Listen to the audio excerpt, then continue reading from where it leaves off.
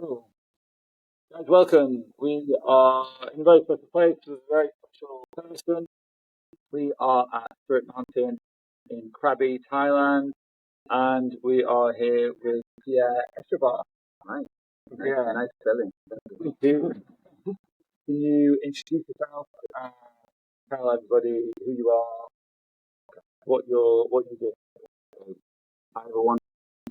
Thank you for the opportunity to share what we do here with you guys. My name is Pierre. I'm a French guy, obviously working on my accent today. I'm an ecologist. I'm a PhD in ecology. So my main profession is conducting, I would say, ecosystem restoration research and development projects. So that's our main work here. But we use that opportunity to create, hopefully, transformative education programs, bringing in students or whatever participant onto, exploring the complexity and beauty of nature here in Thailand. Amazing. So some of the work that Pierre is doing is involved with the coral reefs in the local area. Do you want to talk a little bit about that? Sure. So actually, what we do is really like a ecosystem restoration, implementing ecosystem restoration principles. So like really big onto making sure planting tree for planting tree or planting coral for planting coral is not what we do. It's really observing, understanding the ecosystem dynamics, and then calling that lever or that lever as relevant, right? And we do that across the ecosystem continuum from forest, mangrove, seagrass, and coral.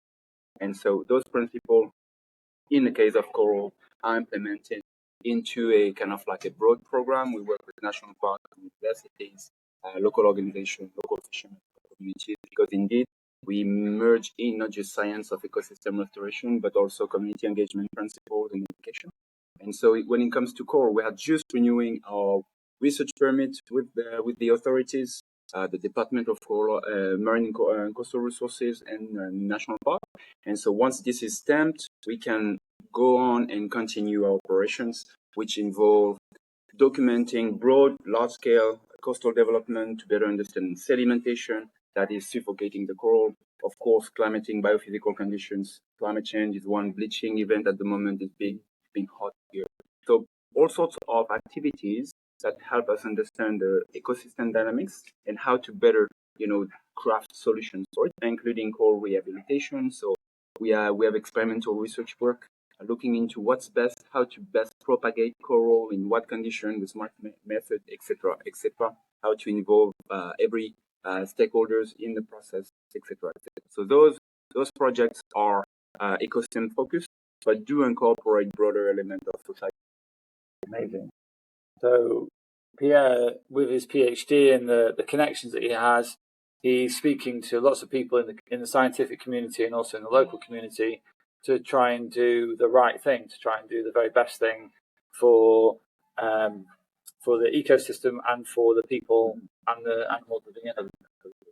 It's very cool stuff. Do you want to tell us about the mangroves as well and what's happening there? Sure, yeah. So mangrove is a very so it's a pan-tropical kind of like forest ecosystem, very interesting. You've been kayaking in a mangrove? Yes, yeah. So we did a little kayak excursion. So immersing yourself in there, it's really like a transition ecosystem from between land and sea, and so they play a critical role. Lots of ecosystem services associated with the mangrove, including carbon sequestration, including filtration of the sediment and other pollutants from the land. So playing a very pivotal role in between land and sea, and hosting lots of wildlife, fish or invertebrates that will start their life in the mangrove but end up maybe in a coral reef. So no mangrove, it affects also the coral reef, and that's also what we attempt to understand. If you want to save coral reef, you need to understand what's going on land. You cannot compartmentalize. I mean, at least that's my perspective. I'm interested in more holistic approaches. Anyways, but yeah, mangrove playing a very important role. Livelihood-wise as well, people rely on it. Collect clams, collect nearby, collect crabs, collect items from the trees in the mangrove. Are protected from storm surges, etc. So very important ecosystem, very widespread here, suffering lots of declines throughout its range. in association in the past mostly with shrimp farming, for feeding markets in the UK, in Europe at large, and in the US mostly. So clearing up some areas for, in the brackish water area, and so the locals can grow shrimps in there. It's been mostly in the 90s and 2000. Now it's reclining, so there's a movement towards restoration, and that's what we are part. We are working with the government to avoid the one-size-fits-all kind of like approach to restoration, that is planting monoculture, and instead, adopting more of an ecological approach, letting nature do, because she does better than we do when it comes to complex matters like that. Yeah. So just like adopting more regenerative approach rather than just like we plant monocultures and we don't restore ecosystem. We actually expand forest cover, but it's not related to most of the time. It doesn't feed positively into restoring ecosystem function and biodiversity. So it's very much like bigger picture kind of ecology, really. Yeah, so it's ecology actually. It's ecology. It's ecology per se. Yeah. A lot of people do rehabilitation or just treat that as a man-made stuff. But ecology is complex system. It's synergy. It's feedback loop. So you cannot control that. You want to adopt that attitude of more adaptive management, giving space to the system to do things as it should be, and not control micromanage everything. You cannot. It's not a good approach, because it's necessarily lead to feedbacks or consequences you cannot control or haven't expected. And so presumably from your perspective, that kind of learning process as to how everything is so connected is kind of an ongoing process. So if you're studying it, you're constantly seeing, the impact that we're having here is having another impact elsewhere, but that learning process is continuous. Exactly, and so I think the term process is very important. A lot of people focus on outputs, on outcome. This is true for ecosystem restoration efforts. How many trees have you planted? How many surface area? How much carbon have you sequestrated? But those single metrics are not necessarily just like the tip of the iceberg. It's not broad enough. No, and it's not like process oriented. Like process and how do we do things and when and in what capacity is really important. It needs to be documented, because this is a recipe for the outputs and outcomes you are judging. So that's very important. Brilliant. Just before we move on, I had a quick question about mangroves specifically. So in the UK, we don't really have any tree species that can survive in salt water. There's always that beach gap between forest and sea. So how is it that mangroves have evolved to be able to tolerate that? That's a fascinating question. The adaptation that those trees demonstrate have acquired over millennia is really like, as you mentioned, surviving in those brackish environments, salt water and muddy, lack of oxygen, etc., requires lots of specific adaptations, mostly revolving of three aspects: salt tolerance, anoxic condition, and stabilization. So those adaptations you can see in the mangrove, those big roots, etc., etc. So that's to cope with, like the muddy terrain and stability, therefore. On those roots, you have a lot of lenticels and specific cells that help with oxygen intake, additional oxygen intake. You can see when you are in a mangrove, see those trees also with sticks sticking out of the floor. Thousands of them, they're breathing tubes. Yeah, exactly. So they are called pneumatophores, pneumo, and phores, like a how do you call that? The light. Anyways, the pneumatophores, those are specific roots helping the tree capture more oxygen. Right. So they are spongeous tissues. So they have like specific cells, but also the spongeous nature of their kind of like tissues help capture more oxygen. And so it's really like one adaptation for those trees to cope. And salt, in excess is killing. It's very toxic. And so they have developed adaptation in glands to capture salt. They can store salt in excess in their leaves that they will shed, etc., etc. So it's magnificent. Oh, wow. And we talk about true versus mangrove associate, true mangrove versus mangrove associate. So the true mangrove species that are really in the front line, and then you have mangrove associates, those that are receiving some water in high tide, at the equinox or solstice, like really, but very occasional. But the true mangrove species are the ones that really need those adaptations to cope with the everyday tide influence and being submerged, etc., etc. So fascinating environment, very, very, very unique. Yeah, very unique. We don't have anything like it in the UK. It's very cool to see. You have some salt marshes, right? For sure, yeah. That halify, those plants that are absolutely handling salt nicely, but nothing on that scale, no, nothing of that size. Absolutely. And it's amazing how you talk about how the mangroves are related to the coral reefs and their integrity and sustainability as well. We've been to many parts of the world where a lot of kind of modern cultures that want to use the coastline either for holiday resorts or for fishing or for building new ports. Mangroves aren't seen as important; they're just seen as in the way, and so they get completely ripped out and changed. And then down the road, they see that erosion takes place and all other problems start to kick in. And it's great how your research and studies are showing that everything is connected in that way. It's really cool. And so inclusive of people and their livelihoods as well. It's really important to recognise that association between people and the place that they live. Absolutely. And how it can sustain them. Absolutely. I think there needs to be more of that, more generally. Because down the line, that's how we the way we work. It's like every issue that we see stems from the disconnect between people and nature. Yeah.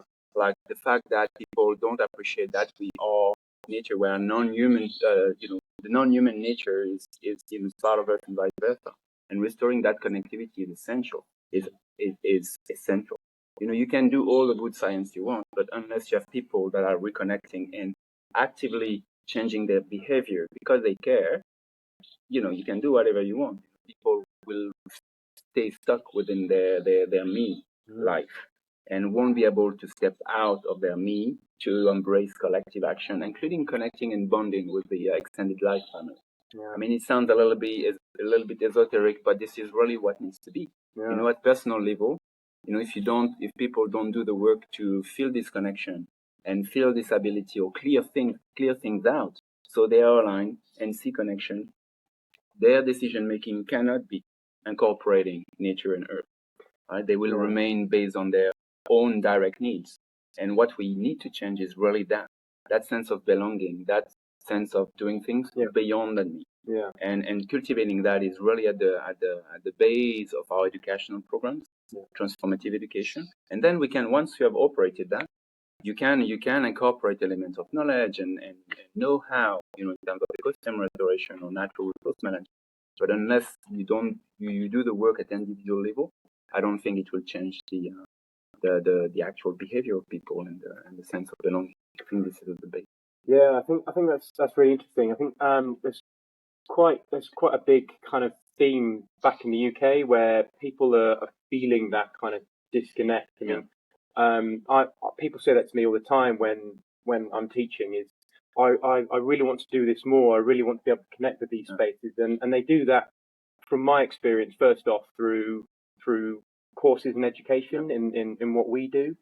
I mean, we do a lot of foraging courses, for example, and if you're teaching people how they can participate in an ecosystem, not just travel through it from A to B, but you can teach them that's an edible plant or it has medicinal uses or something, then I've visibly seen it. You'll take a group through a woodland and they'll be trampling on flowers and things and not being aware of it.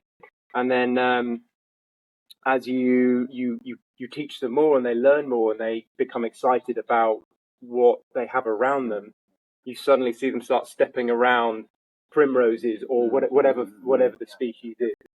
It's quite cool to see. I think it's still reconstructing this intimacy. Yeah. And a lot of we are all in our courses, in our programs, it's really about inviting. We don't force, obviously, but we invite that very simple step. Removing the shoes and feeling the connection. And it sounds again, a little bit hippie, a little bit esoteric on the side, but this is where it starts. When you walk barefoot, you feel the different texture. You're aware. Oh, it rained yesterday. That's good. I'm happy for the land. Let's dry.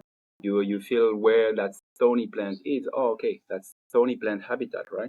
What's associated to that? So you detect, you feel, you define, you sense character, and you build that intimacy that we otherwise have removed with our thick soul. Right? Yeah.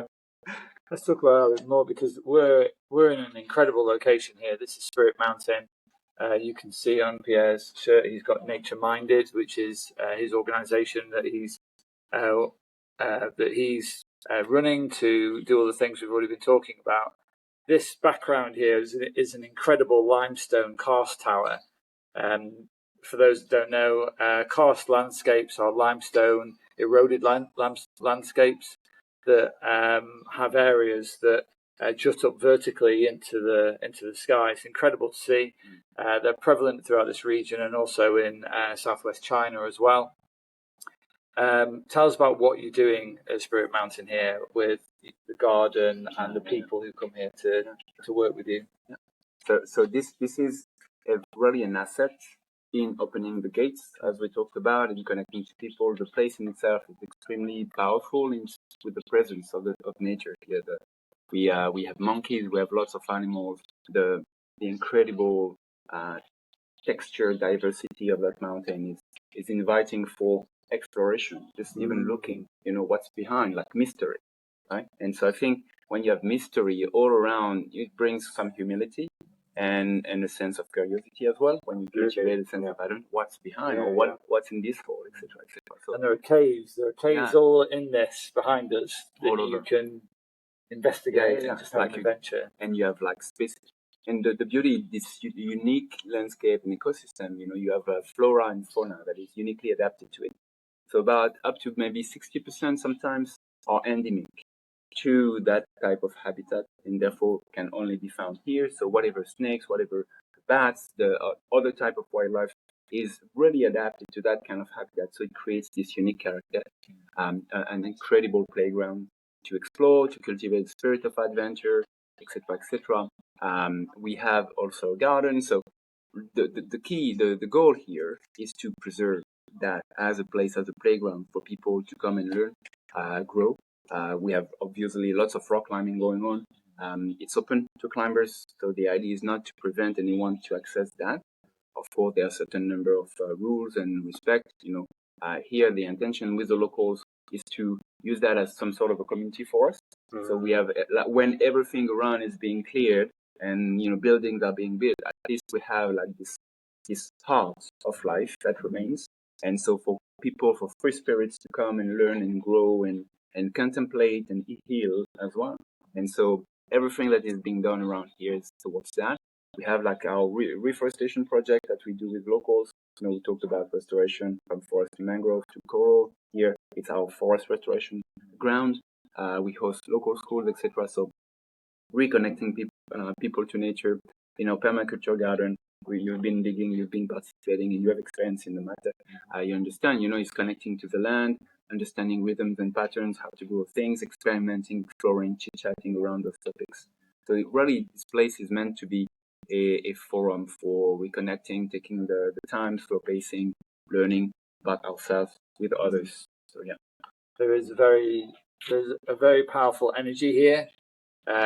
You just feel it automatically when you come here. There's a great sense of peace. And the climbing here is probably some of the best climbing I've done in my life. Yeah, unlike anything I've ever done before. It's very exciting. The limestone here is very amazing.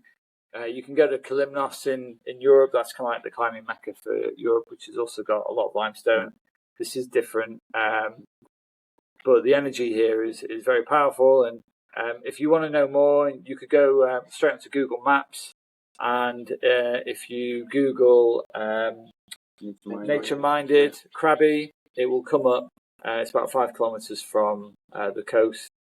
And you can book here, you can stay here, and be a part of it. There is a link in the chat of this stream, so that's a link to Pierre's company, Nature Minded, so you can find it all there. Yeah, so definitely check that out and have a look around. We as travellers, we're all quite travelled. I mean, you're French and you're here. You know Thailand extremely well. So what tips and tricks can you give for the viewers here about staying safe in Thailand? Okay, so disclaimer, I wouldn't pretend I know it very well. I know it through my lens and experience. So I've stayed here for 10 years. So within those 10 years and my interaction with the locals and the team and the friends, etc., I would say one of the main overarching suggestion will be to take it easy and not bring your Western mentality into your expectation making and decision making process. Things go at a certain time here, at a certain pace here, as all well-traveled people will, be familiar with. But yeah, I would say once you adopt this attitude, nothing can go wrong. When you are chill with, people not being on time, with people not necessarily giving you the answer you expect, because here there's a lot of face keeping, people will have a hard time not to give you an answer. They won't be comfortable not being able to answer your question. So they will find ways to find an answer that is probably wrong and probably lead you to circumstances you would have wanted to avoid. But that's a way to keep their face and keep their, pride to some extent. So those things that are very intangible. So take it easy, remain cool in the situation and smile. And that's the most, important message to my opinion. Then everything will be well after that. Yeah. And I found the people here, generally, they're very peace-loving and kind. Yeah. And like I said, they're very easygoing as well. So, and life is definitely that slower pace. It's like, it's wonderful. Yeah. It's really nice from our perspective to take a bit of time out from the hubbub of that fast-paced Western life. It's a much needed change. That we should all implement from time to time. I think this is really also it's tricky when I return, for example, to Western Europe and everything is structured, organized, and streamlined. So you have a question, you have answers, at some point, and it's a clearly delineated decision-making process or inquiry process, whatever. Here, it's so much more like who knows? It's so much more flexible, but at the same time, it provides the space for people to innovate somehow. It's not as rigidified as in our Western settings, and therefore there's still lots of resilience, lots of space for movement in the system, and I think it speaks to the resilience of the system in a sense. Back in the room. Sorry about that, everyone. Okay, technology problems as always. Moving on, we were talking about health and well-being here. What advice have you got on that? I would think being aware of the mosquitoes, the heat. So heat-wise, like we are suffering quite a severe heat wave at the moment. I mean, it's not completely abnormal, but it's been sustained and longer than usual, and it's hot. So drinking lots, adapting travel to make sure traveling early morning or evening, and keeping the rest of the day together, and or being in a museum or whatever. Drinking lots of water, protecting from sun. That's stronger than we think. And I understand most Westerners want nice sun, but it's very important to protect yourself from sun, especially when you go diving or etc. Mosquitoes is a big one. They carry disease. Dengue season is September, generally August, September, when it rains a lot. So mosquito population have time to breed and expand, and transmission rate increases around September. Dengue is not lethal most of the time, but it's very, very uncomfortable. Severe fever, like for 7 days or more, and like that. So when it's the Aedes mosquitoes, mostly come out, around idea for long. So if you are in a patio like on those bungalows, you can be outside. Just put a fan near you. They blow mosquitoes away. And wearing long pants is most important. Drinking water. Most of the water that you're gonna have in restaurants are being filtrated beforehand, so it's fine to drink. Ice as well, but us being here for many years, we are also accustomed, and we have the fauna and flora inside that is adapted. So for sensitive stomachs, maybe best not to get ice from unknown sources. You'll bring attention, in the street when you go and buy food. Just pick the one that looks the most hygienic to some extent, because they can stay sustained amount of time outside in the heat, flies on it, etc., etc. So check and pick the ones that are seeming the best for consumption. yeah, I think this is mostly around that, the environment and the tropical environment. We've had 36 degrees here consistently nearly every day since we've been here for the last 2 weeks. So, we've been drinking probably 4 or 5 litres or more of water a day. Take electrolytes as well, and make sure you're getting the nutrients that you need to keep your brain working. Yeah, I mean, it's workload as well. I mean, we've been doing a lot of climbing, and I particularly found it difficult to stay on top of how much you sweat out. We're still drinking 4 or 5 litres a day. As always, we've talked about before, the best indicator for dehydration is not tasting it and, I feel dehydrated, because at that point it's gone too far.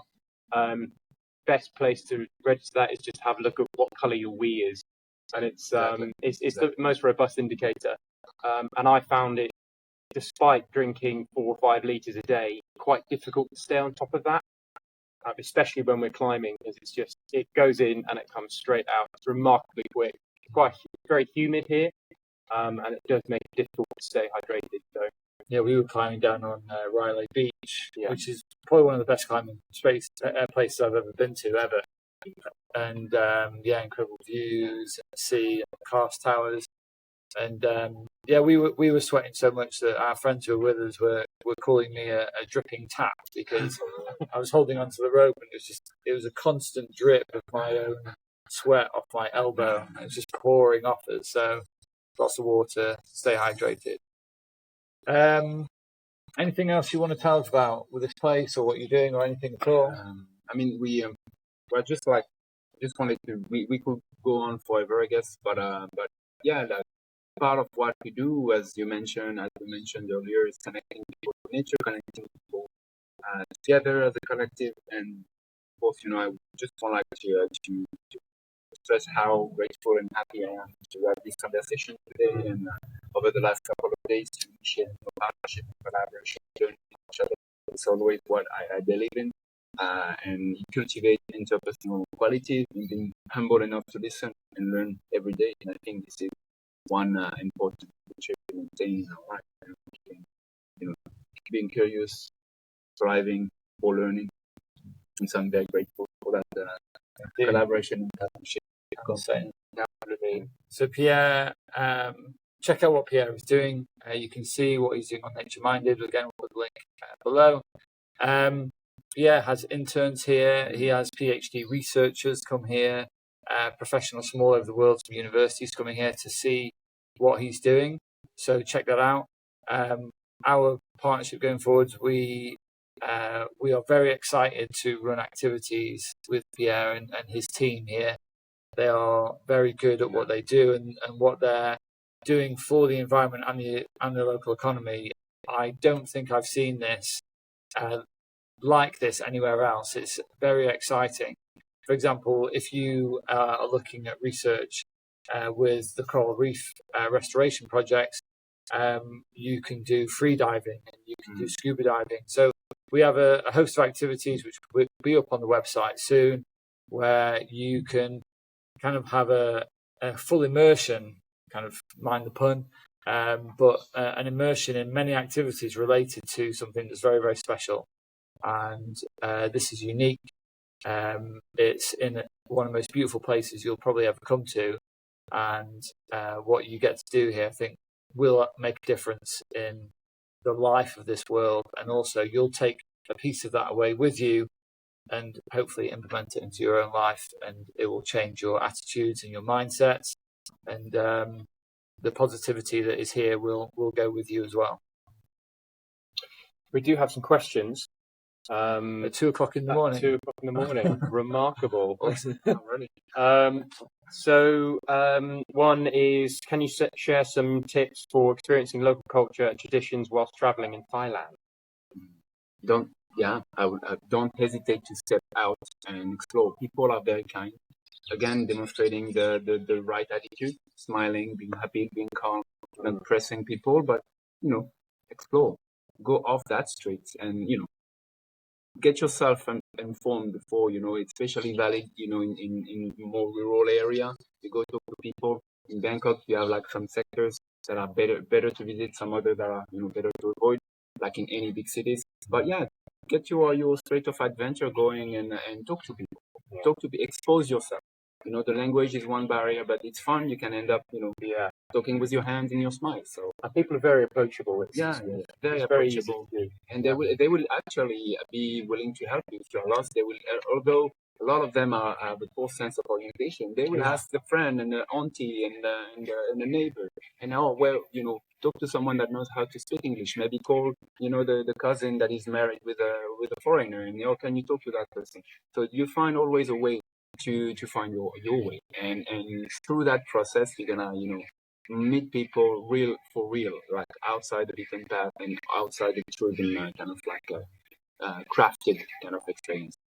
And also on that, the best food we've eaten hasn't been on the tourist areas at all. I mean, the food here is amazing, It's exceptional. Anyway. But Pierre and Sky and all the friends here, they're like, oh, go and eat at this restaurant over here and go there, and it's 10 times better than what the Russian and the British tourists are eating down on the main strip. So, like Pierre said, get off there, take a journey, Find local food places.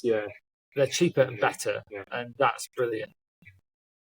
Another is, are there any misconceptions about travelling in Thailand, and how can they be debunked? For me, I'm often like here by the mountain, so I'm not necessarily up to date with what is like standard traveling in Thailand necessarily. So misconceptions, I'm not sure if I can capture that. I think people think Thailand maybe the sex business or something. I'm not sure. And I personally, I've never really immersed myself into it, so I would be of poor advice in the matter. But it's, again, if you come with the right spirits, you will find the right people. Yeah, there's certainly those stereotypes, isn't there?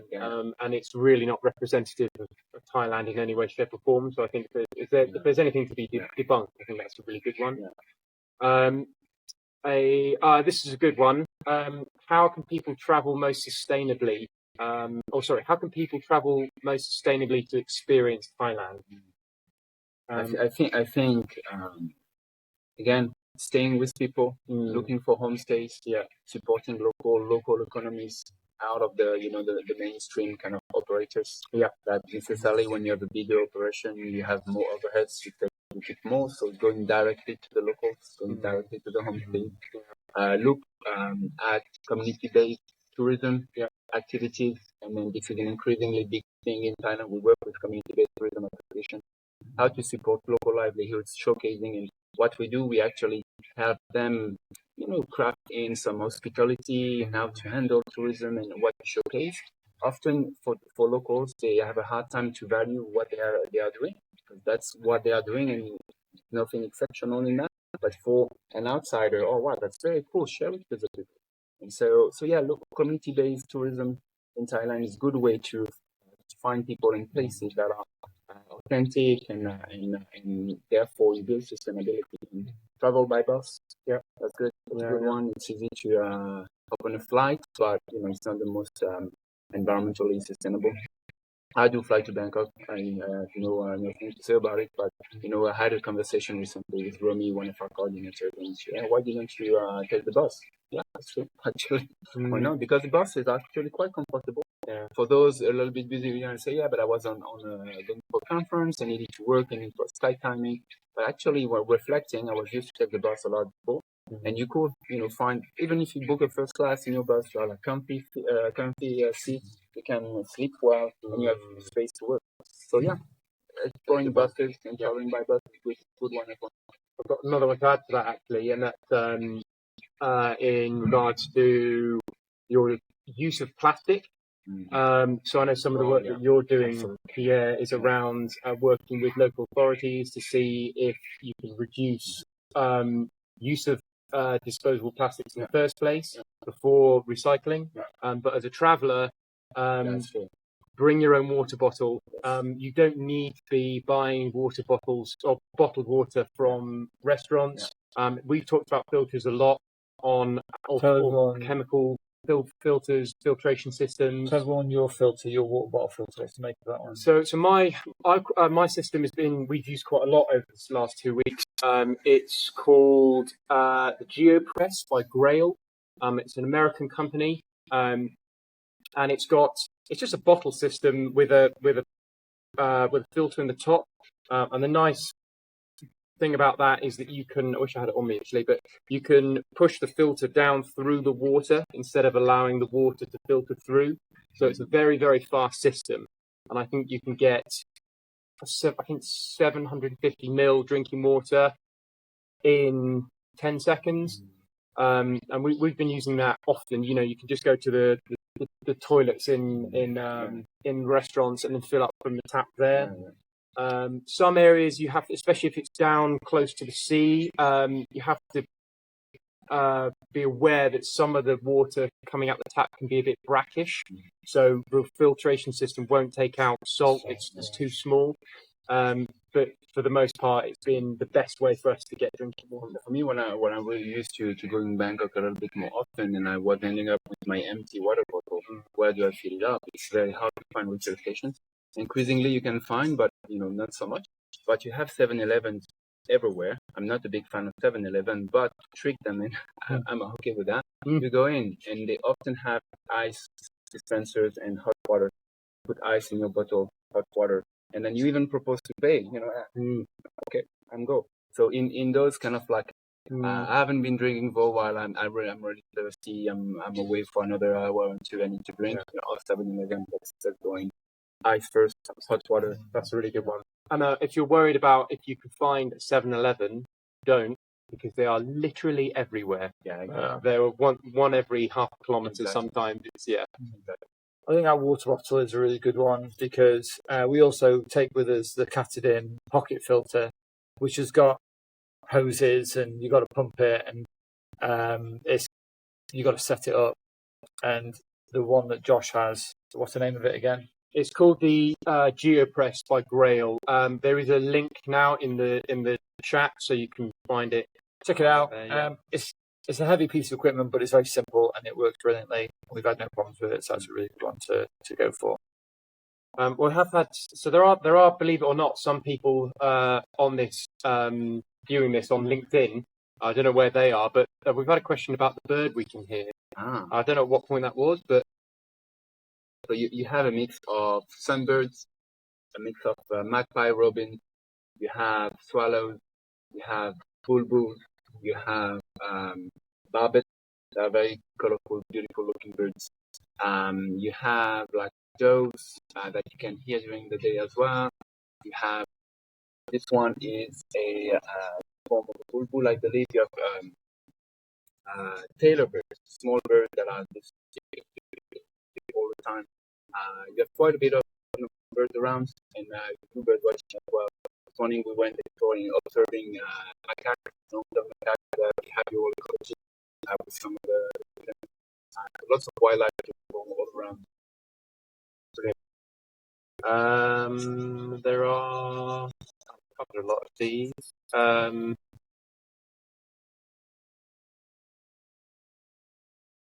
Here's one more. Are there any upcoming festivals or events that travellers should plan their trip around for an unforgettable experience? I mean, the Songkran Festival, every, mid-April, it's the Thai New Year, where, like similar to maybe, what's the festival in India, the colorful, anyway, so every April celebrating the end of the year, the renewal, water festival, people splashing everywhere, in the streets, a celebration, putting colors on each other's face. So it's a really, really cool thing to experience. There are a few other food festivals or the Loy Krathong. Loy Krathong is, when you live either in the sky or in the water, your wishes. The story behind it is a little long to explain, and I'm not necessarily the better one to do so, not being Thai. But yeah, lots of festivals to check on. Here in particular, for very underground festival, we are gearing up towards Rewild Festival. So on the basis of what we've been talking about, connecting people to nature, building collective agency towards sustainability in nature with music and arts in the spirit of the permaculture stuff we do. So we are putting together I would say up to 200 people. That's the range of things we consider here, with booths, clinics. Learning about things, from mindful movement to acro yoga and the like. Reconnecting with our bodies so we can reconnect together and to nature. So that's a Rewild festival we're putting together. So stay tuned, mid-December.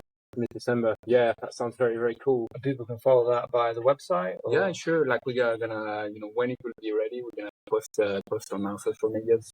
Awesome. And invite people to well around or want to travel for it, come and join. It'll be probably strong and deep and connected. And where can people find you on your social media? Nature Minded Facebook page. I do believe the girls have an Instagram for it. I'm not in charge of it. Okay. So yeah, we haven't. I'm pretty sure we have an Instagram, but I'm not checking it out. Facebook. That's what old school people like to use. Email. Otherwise, we have a website being finalized, so it will be out in the coming days in a decent form. We've been working on it because it's quite dense, as you know. Many cross ideas and thematics. So it's been built over the last couple of months, and now it's finally reaching a stage where it's can be published. Still working for us. So yes, the website, Facebook page, Instagram. Yeah, it's been. Have we got any more questions? Are we good? I think that's the crux of them, actually. There's one just about phrases, useful phrases that people can use whilst traveling in Thailand. I mean, I'm not the best person to say that. I'm not Thai, but I do have some time. So yeah, Saudi ka for women. It's the ka at the end, and for men, the form of politeness. So it's an add-on. For every sentence is la la la la ka, la la la ka. For men, it's cup, and for women, it's ka. So whatever word you say, that's the form of politeness. For sapung ka, thank you, sawadee ka, hello. What else? I mean, we could go on. Absolutely, yeah. I mean, a guidebook is a really useful resource for phrases. Phrasebook, yeah, absolutely. They're always recommended to get something like that to take with you on your travels. It makes interactions a lot smoother. People really do appreciate it when you make the effort to engage with them with their language. So yeah, absolutely. That's I think it's it for questions. So yeah, it's been brilliant. Yeah, an absolute pleasure. Yeah, thanks for the chat, guys. Thanks for joining us, especially in the Western Hemisphere that are up at silly o'clock in the morning. Thank you, Hannah, for looking after us with the technology, and we will see you wherever we are next. Yeah. Take care. Next month. And then just to finish, we'll just I've been asked to do a quick pan of this amazing space. Of the cliffs that we are sat under.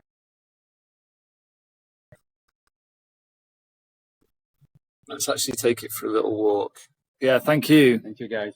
And we'll see you in the next time. Before we end recording, I think it's good to see this. Just a few things on sustainability as well. You can actually contribute to the setting of climbing routes. The bolts that they use here for sport climbing, they can corrode quite easily in limestone, so they use titanium ones and they're quite expensive. I hope this doesn't cut out on the internet because we're kind of going caving here, but you've got all these incredible geological forms from flowstone, which is calcium carbonate, which comes out of the limestone and creates these amazing stalagmites and stalactites. And this entire feature, this karst tower, has just got adventure written all over it. You can come and explore. And there are many karst towers in the area. Look at that butterfly, beautiful. Wildlife here is very rich. Moving on up.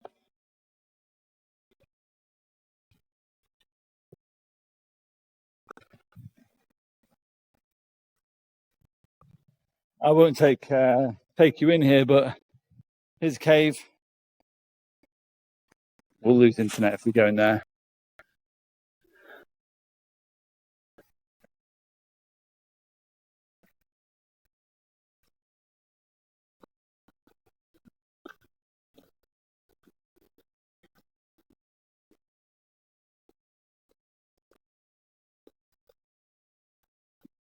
And there we go.